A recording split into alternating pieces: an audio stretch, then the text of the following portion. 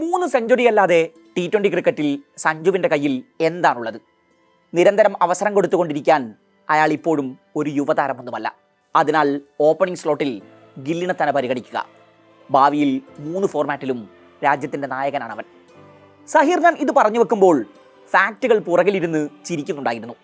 ശുഭ്മാൻ ഗില്ലിൻ്റെ കാര്യത്തിൽ ഇക്കൂട്ടരൊക്കെ കാണിക്കുന്ന ഈ കെയർ ഇന്ത്യൻ ക്രിക്കറ്റിൽ മറ്റു പലർക്കും ലഭിച്ചിരുന്നെങ്കിൽ ഈ രാജ്യത്ത് ഇതിഹാസങ്ങൾ ഒരുപാട് പിറവിയെടുത്തേനെ.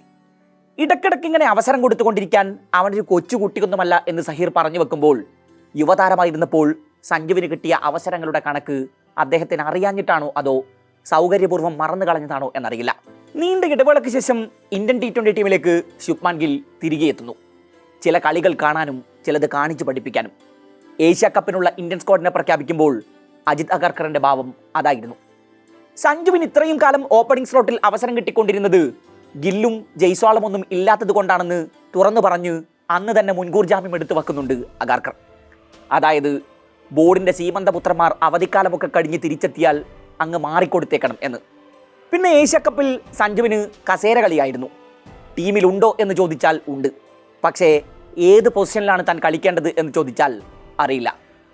ബംഗ്ലാദേശിനെതിരെ 7ാമനായി പോലും അവസരമുണ്ടായിരുന്നില്ല. അതിനു മുമ്പ് ബംഗ്ലാദേശും ഇന്ത്യയും ഒരു T20 മൈതാനത്ത് നേർക്കുനേർ വന്നപ്പോൾ ഓപ്പണിംഗ് സ്ലോട്ടിലിറങ്ങി സെഞ്ചുറി അടിച്ചയാളാണ് ആ ബെഞ്ചിൽ നിസ്സഹായനായിരിക്കുന്നത്. ചിലപ്പോഴൊക്കെ ജോക്കറുടെ റോളും എടുത്ത് അണിയേണ്ടി വരും. ആ സംഭവത്തിന് ശേഷം സഞ്ജു പറഞ്ഞു വെച്ചത് അങ്ങനെയാണ്. പോസിറ്റീവായാണ് അയാളത് പറഞ്ഞു വെക്കുന്നതെങ്കിലും ഉള്ളിൽ ഒരു നിസ്സഹായ ഭാവമാവണം. ഏഷ്യ കപ്പിൽ ആകെ 4 ഇന്നിങ്സാണ് കളിച്ചത്. അതിൽ ഒരു അർദ്ധ സെഞ്ചുറി അടക്കം 132 റൺസ് അടിച്ചെടുത്തു.